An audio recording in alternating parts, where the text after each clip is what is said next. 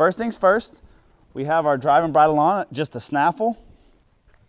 One thing that you'll notice here is we have our long lines, we have them through the shaft loops. So normally this is where the shaft of the cart would go, but instead of doing that, to teach her in this first step, we put them here to have them lower. So instead of going through the stir single, we're going through the shaft loops.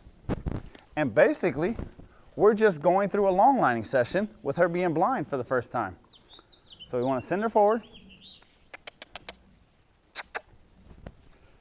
And so she should already know how to long line if you're doing this, which we have a whole video in this membership program about long lining and ground driving colts that you want to work with.